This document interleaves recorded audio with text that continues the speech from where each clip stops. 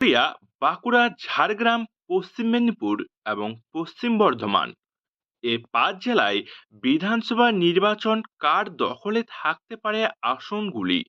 কোন জেলায় এগিয়ে তৃণমূল, কথায় শক্ত অবস্থানে বিজেপি আর কথায় হতে পারে হাড্ডাহাড্ডি লড়াই? সবকিছুর বিস্তারিত আলোচনা করব এই ভিডিওটিতে। তাই পুরো তথ্য জানতে ভিডিওটি প্রথম থেকে শেষ পর্যন্ত অবশ্যই দেখবেন।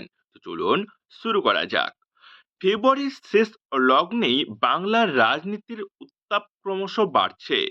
ভোটের নির্ঘণ্টা ঘোষণা না হলেও রাজনৈতিক দলগুলি ইতিমধ্যে মাঠে নেমে পড়েছে।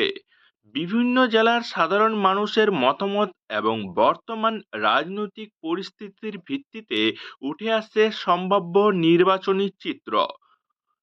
পুরুলিয়া, গত কয়েক বছর এই জেলায় বিজেপির প্রভাব উল্লেখযোগ্যভাবে বৃদ্ধি পেয়েছে। বর্তমান পরিস্থিতি অনুযায়ী জেলার ৯টি আসনের মধ্যে ৬টি আসন বিজেপি এগিয়ে থাকতে পারে। অন্যদিকে বাকি ৩টি আসনে তৃণমূল এবং বিজেপির মধ্যে কড়া প্রতিদ্বন্দ্বিতা হতে পারে।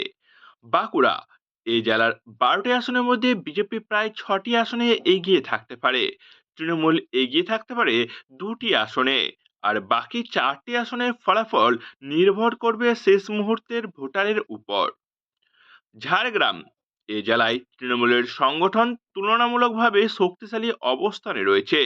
সম্ভাব্য হিসেবে জেলার ৪টি আসনের মধ্যে ৩টি আসন তৃণমূল এগিয়ে থাকতে পারে। একটি আসনে কঠিন প্রতিদ্বন্দ্বিতা হতে পারে। পশ্চিম মেদিনীপুর, ১৫টি আসনের এই জেলায় তৃণমূল এগিয়ে থাকতে পারে প্রায় ৯টি আসনে। বিজেপি এগিয়ে থাকতে পারে একটি আসনে।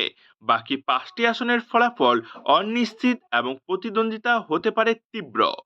পশ্চিম বর্ধমান, এই জেলার ৯টি আসনের মধ্যে তৃণমূল এবং বিজেপির উভয়ের ৩টি করে আসনে এগিয়ে থাকতে পারে। বাকি ৩টি আসনে হাড্ডাহাড্ডি লড়াইয়ের সম্ভাবনা রয়েছে।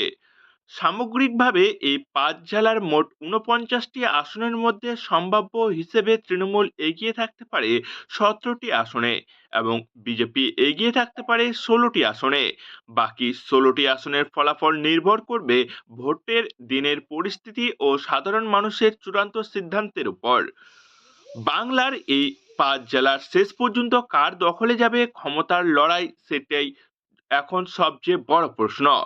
ভোট যত এগিয়ে আসবে ততই স্পষ্ট হবে বাংলার রাজনীতির ভবিষ্যতের ছবি। তো বন্ধুগণ, আপনাদের মতামত কি? এ ৫ জেলায় সব থেকে বেশি কোন দল আসন পেতে পারে? কমেন্ট বক্সে জানাতে ভুলবেন না। ভিডিওটি দেখার জন্য অসংখ্য ধন্যবাদ।